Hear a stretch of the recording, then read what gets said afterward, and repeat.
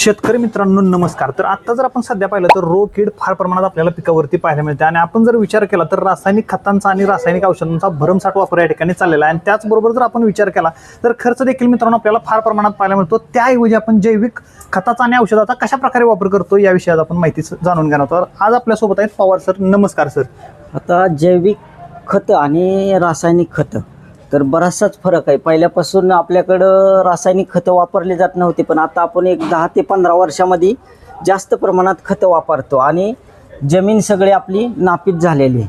तर आपल्याला आत्ता सध्या काळाची गरज आहे, जैविक खतं आणि औषधाची गरज आहे। तर आपल्याला अझोटोबॅक्टर वापरता येईल, PSB वापरता येईल, KMB वापरता येईल, फेरस सल्फर, सिलिकॉन, झिंक, डिकम्पोस्टिंग हे सगळी खतं वापरली तर आपल्याला रासायनिक खताची गरज नाही। अजिबात आपण रासायनिक खताचा वापर करू शकत नाही। याऐवजी या जर आपण विचार केला आपण खत निर्मिती किंवा औषध निर्मिती, शेणखत देखील आपण यामध्ये वापरू शकतो। हो, शेणखत वापरू शकतो, शेणखतामध्ये मिक्स करून टाकू शकतो आपण। परत जीवामृत करू त्यात तो वापरू शकतो आपण। असे आपल्याला ते खतं देता येते आणि महिन्याला एकरी 2 लिटर खतं लागतात। अझोटोबॅक्टर 2 litre, PSB 2, KMB 2, ferrous sulphur 2 आणि सिलिकॉन 2 असे आपल्याला खतं पाण्यामध्ये 200 लिटर पाण्यामध्ये मिक्स करून बी देता येतील आणि तुमचं जीवामृतमध्ये बी देता येतील। बरं, आपण जर विचार केला रासायनिक आणि जैविक तर यामध्ये आपल्याला उत्पादन जर पाहिलं आपण दोन्हीच्या तुलनेमध्ये, जर आता रासायनिक मध्ये कसं असतं आपल्याला उत्पादन जास्त प्रमाणात पाहायला मिळतं, परंतु जर विचार केला तर इथं समतोल पाहायला मिळतो का कमी प्रमाणात उत्पादन मिळू शकतं? जास्त प्रमाणात रासायनिक मध्ये आता उत्पादन येत आहे। तर आपल्याला जैविक मध्ये करायचं असलं तर 1-2 वर्ष थांबून आपण रासायनिक मध्ये मिळतं एवढं आपल्याला जैविक मध्ये उत्पादन भेटन आणि ऑर्गॅनिक भाजीपाला खायला मिळेल आपल्या शरीरासाठी। अच्छा, बरोबर, शरीरासाठी देखील उत्तम आणि आपण जर विचार केला तर खर्च पण कमी येतो। खर्च बी कमी, 120 रुपये लिटर आहे आपल्याकडं। न नफा आणि न तोटा ह्या बेसिसवरती आपलं बारामती KVK मध्ये बनवलं जातं। म्हणजे आता जर कुणाला जर घ्यायचं असेल आपल्याला समजा जैविक खत किंवा जैविक आपले औषध तर कुठे घेऊ शकतो, कसा संपर्क करू शकतो? संपर्क म्हणजे मोबाईल नंबर आहेत, परत वेबसाईट आहे, परत ऑनलाईन मटेरियल आपण देऊ शकतो। आपले काउंटर आहे रोडच्या कडेला नीरा बारामती रोडवरती आणि आपण इथं लॅबमध्ये सगळं प्रोडक्शन करतो। म्हणजे पूर्ण महाराष्ट्रामधून कुठूनही ऑर्डर करायचं असेल आपल्याला मिळू शकतं आणि आपल्या जमिनीची सुपीकता वाढवणं अतिशय आता गरजेचं आहे, कारण रासायनिक खताद्वारे जर विचार केला तर आपली जमीन नापीक होत चाललेली आहे आणि उत्पादन वाढून काय उपयोग नाही। 2 ते 4 वर्षाचं आपल्याला उत्पादन पाहायला मिळतं, नंतर हळूहळू जमिनीचा कस कमी झालेला। तर ही जर प्रोसेसिंग आपण पाहिली तर कशा प्रकारे आपल्याला पाहायला मिळते? आता हे कसं आहे, आपण एक तर रासायनिकची तिला सवय लावलेली, कोण आता समजा मी 10 पोती टाकली तर तुम्ही 15 पोती टाकतात, तिसरा 20 पोती टाकतं, पण ते काहीच फायदा नाही। जमीन सगळी हे झालेली, नापीक झालेली, जमीन पूर्ण चिकट झालेली, त्याच्यामध्ये आपले गांडूळ नाहीत, मित्र किडे नाहीत। त्याच्यामुळे आता आपल्याला जमिनीचा पोत सुधारण्यासाठी अझोटोबॅक्टर, PSB हे जीवाणू वापरायच लागते आणि शेणखत आपल्याला वापरायला लागेल। सर, सध्या जर आपण पाहिलं आलं असू दे त्याचबरोबर सिमला मिरची यामध्ये आपल्याला नेमॅटोडचं जे प्रमाण आहे ते फार प्रमाणात पाहायला मिळतं, कारण आता शेतकरी जर पाहिलं मिरची काढल्यानंतर टोमॅटोची लागवड करत आहे, नंतर अनेक पिकांची लागवड करत आहे आणि नेमॅटोडचा जो त्रास आहे तो फार प्रमाणात आपल्याला पाहायला मिळतो। ती कशामुळे होत आहे आणि आपण त्यावरती जैविकचा कसा वापर करू शकतो? आता नेमॅटोडसाठी आपल्याकडे पॅसोलिमायसिस आहे, ते एकराला 4 किलो वापरलं सुरुवातीला तर आपल्या शेतामध्ये नेमॅटोड होत नाही आणि जे पिकांवर होणार आहे ते बी होणार नाही।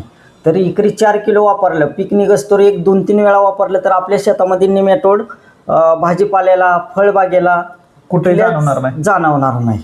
तर नेमॅटोड झाल्यानंतर पूर्ण आपलं पीक नष्ट होतं। अच्छा, तर एक आपण सांगू शकतो की नेमॅटोड कशामुळे होऊ शकतं? नेमॅटोड हा जमिनीत काय आहे की वातावरणावरती नेमॅटोड तयार होतो आणि मर आणि मुळकूज हे तिन्हीचं हे झालं तर नेमॅटोड जास्त प्रमाणात होतो। अच्छा, तर त्यावरती आपण यामध्ये कोणत्या खताचा वापर करू शकतो? आता ह्याच्यामध्ये आपण औषधांमध्ये बघायला गेलं तर आपल्याकडे पॅसोलिमायसिस आहे, ते एकरी 4 किलो लागतं। अच्छा, सुरुवातीला वापरलं तर नेमॅटोड होणार नाही आपल्या शेतामध्ये, म्हणजे लागवड करण्या अगोदर वापरू शकतो। आणि खतामध्ये शेणखतामध्ये मिक्स करून देता येईल रासायनिक खत आणि ह्याचा गॅप आपल्याला 8 दिवसाचा लागतो, नाहीतर मग ह्याचे रिझल्ट आपल्याला बसत नाही। म्हणजे जीवाणू आणि रासायनिक अंतर पाहिजे आपल्याला, 8 दिवसाचं तरी कमीत कमी पाहिजे। आणि शक्यतो जर विचार केला जैविक आणि रासायनिक, समजा आपण कॉम्बिनेशन म्हणतो आपण, परंतु हा. फक्त जैविक वरतीच करू शकतोय का? पूर्ण जैविक वरती कंट्रोल होऊ शकतं. आपण काय करतो की पूर्ण आपल्या शेतामध्ये वाढल्यावर आपण हालचाल करतो, अच्छा, पण फक्त ते आधी preventive. 10-5% प्रिव्हेंटिव्ह असलं तर तुम्ही पूर्ण हॉर्टिसिलियम लेकॅनिक वापरलं तर तुम्हाला रासायनिक वापरायची गरज अच्छा, नाही. म्हणजे एक चिमट सुद्धा रासायनिक टाकायची गरज नाही. टाकायची गरज नाही. ठीक आहे, आपण आता ह्याची प्रोसेस पाहूया की कशा पद्धतीने हे आपल्याला पाहायला मिळतं आणि कोणकोणते घटक येतात यामध्ये. हो. आता मगाशी सांगितलं खतांबद्दल, तर हो का हे आपल्याकडे असे जीवाणू असतात. हे फक्त पाण्यासारखं दिसतंय, पण हे मायक्रोस्कोपवरती चेक केलं तर आपल्याला ह्यातला काउंट, पीएच सगळं दिसतं. पण याच्याकडे आपल्याकडे पीएच चेक केला जातो आणि हे जे सगळे काउंट चेक केले जातात. आपण इथं बी आपल्या स्वतः लॅबमध्ये चेक करतो आणि हे विद्यापीठात बी पाठवतो. तर ह्याला 1×10, 10चा 8 घात आहे ह्याला. म्हणजे हे मोजता येत नाही इतके प्रमाणामध्ये आहेत जीवाणू. हा जीवाणू. तर आपल्याकडे फक्त 120 रुपये लिटर मिळतं. हे बीज प्रक्रियेला वापरता येतात, जमिनीत तुम्हाला ड्रिंचिंग करता येतं, प्रत्येक पिकाला वापरता येतं. ह्याच्यापासून आपल्याला बराचसाच फायदा आहे. जे तुम्ही रासायनिक खत, शेणखत घातलंय ते अपटेक होत नाही, ते हे सगळे तुम्हाला अपटेक करून देतील. अच्छा, आणि रेट जर पाहिला तर आपल्याला फार कमी प्रमाणात पाहायला मिळते. कमी प्रमाणात. जे आता आपल्याकडे रेट आहे न नफा आणि न तोटा, जे बाहेरच्या कंपनीचा रेट आहे. आता तुम्हाला समजा पीएचबी घ्यायचं असलं तर बाहेर तुम्हाला 400 ते 500 रुपये द्यायला लागतात लिटरला. तर आपल्या लिटरला, तर आपल्याकडे एकच लिटर 120 रुपये लिटर मध्ये. 100 लिटरच्या पुढे घेतलं तर आपण 100 रुपयाने बी देतो लिटर. 20 रुपये लेस आणखी. 20 रुपये म्हणजे डिस्काउंट देतो आपण. अच्छा, आणि हे कुणी आलं तरी आपल्याकडे प्रोडक्शन भेटतं हे. आणि कुठला शेतकरी कोपऱ्यातने आला महाराष्ट्राच्या तरी इथं सगळी माहिती त्यांना भेटती. कुठलं काय पाहिजे असलं तरी सगळं इथं उपलब्ध होतं.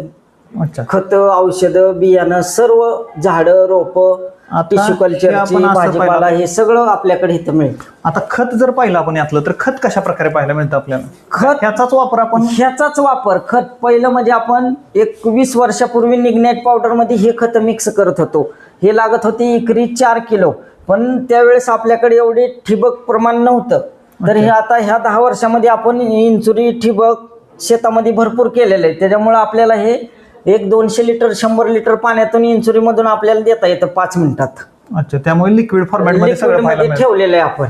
तर अशा प्रकारचं मित्रांनो हे पाहायला मिळतं. आणि तुम्ही रासायनिक खताऐवजी मित्रांनो जैविक खताचा वापर करू शकता आणि आपल्या जमिनीचा पोत सुधारू शकता. जे आपल्या पूर्वजांनी जमीन जी ठेवलेली आहे ती जपणं अतिशय आपल्याला मित्रांनो गरजेचं आहे. त्यामध्ये जर रासायनिक खताचा तुम्ही भरमसाठ वापर केला तर मित्रांनो नक्कीच आपली जमीन एक ना एक दिवस नापीक झालेली मित्रांनो आपल्याला पाहायला मिळणार आहे. याचं जे प्रोसेसिंग आहे ते मला व्हिडिओमध्ये मित्रांनो दाखवणार आहे. कशा प्रकारे मित्रांनो हे बनवलं जातं वगैरे, त्याचं प्रोसेसिंग युनिट कसं असतं हे पूर्णतः तुम्हाला माहिती यामध्ये बघायला मिळणार आहे. तरी देखील आपल्याला पवार सरांनी भरपूर माहिती दिलेली आहे. आणि रासायनिक आणि जैविक कशा प्रकारे असतं ते सर तुम्ही अगदी स्पष्टपणे आपल्या शेतकरी मित्रांना तुम्ही सांगितलेलं आहे की कसं असतंय ते. तर तुम्हाला यातलं कसं वाटलं, आणि त्याचबरोबर मित्रांनो तुम्हाला जर घ्यायचं असेल तर मित्रांनो हे 120 रुपये लिटर प्रमाणे आपल्याला मित्रांनो मिळत आहे. आणि कृषी 12 मित्रांमध्ये हे अवेलेबल आहे. तर सर निर्मिती कशा प्रकारे आपल्याला पाहायला मिळते? आता हे आपल्याला जसं कल्चर बनवायला लागतं त्याला आपल्याला लागतं टेम्परेचर आणि मशिनरी लागतात. तर हे आपल्याकडे आहे ऑटोक्लेव्ह 300 लिटरचा. त्याच्यामध्ये आपल्याकडे 100 लिटर स्टरलायझेशन होतं पूर्ण. स्टरलायझेशन झाल्यानंतर आपण लॅबिनारमध्ये ट्रान्सपोर्ट करतो कल्चर तिथे. परत पलीकडे आतमध्ये शेकर आहे, त्याच्यावर शेकिंग होण्यासाठी आपण ते 8 दिवस ते 7 दिवस बिकर ठेवतो. त्याच्यानंतर आपण मग त्याचा काउंट किती ते बघतो आणि मग नंतर आपण प्रोसिजर मिक्स करायला पावडरमध्ये करतो, नाहीतर लिक्विड भरायला करतो आपण. अशा प्रकारच्या ह्या सगळ्या मशनी आहेत. हे आहे 200 लिटरची, हे आहे 100 लिटरची, ती आहे 500 लिटरची. अच्छा, फक्त ही छोटी पाहायला मिळते ना अशाच प्रकारच्या ह्या मशनी पाहायला? हा, ह्या मशनी आपल्याकडे एवढ्या आहेत आणि ह्या प्रकारच्या बघायला मिळतील. आतमध्ये लॅबिनार आहे, शेकर आहे, इकडच्या बाहेरच्या साईडला मायक्रोस्कोप आहे. तर एक बॅच आपण 72 तासामध्ये काढतो आपण. अझोटोबॅक्टरचे असेल 500 लिटर 72 तासामध्ये आपण तयार होते आपल्या. अच्छा, आता एकच प्रश्न राहिला शेवटचा सर, तो कोणता? तर यामधून आपल्याला काही साईड इफेक्ट पाहायला मिळतो का? ह्यातून शरीराला काही साईड इफेक्ट आपल्या जमिनीला चांगला आहे. आणि जे बनवतं त्याच्या शरीरासाठी घातक नाही. हे जसं आपल्या घरी दही दूध बनवतो आपण तसंच आहे. फक्त हे बाहेर असं कुठं बनवता येत नाहीत, हे नाजूक गोष्टीत. म्हणून आपल्याला लॅब पॅकबन लागती, अच्छा. लॅबिनार लागतो. जसं आपण घरी दह्यापासून मुरवण वाढवतो तसं हे प्रकार चालू आहे. वाढवायचं. तर अशा प्रकारे मित्रांनो आपण जीवाणूंची निर्मिती करू शकतो हे तुम्हाला सांगितलेलं आहे पूर्णतः. कशी वाटली इन्फॉर्मेशन जरूर सांगा आणि एकदा कृषीकला नक्की व्हिजिट करा. कशी वाटली इन्फॉर्मेशन जरूर सांगा. व्हिडिओला लाईक शेअर, चॅनलला सबस्क्राईब करायला विसरू नका.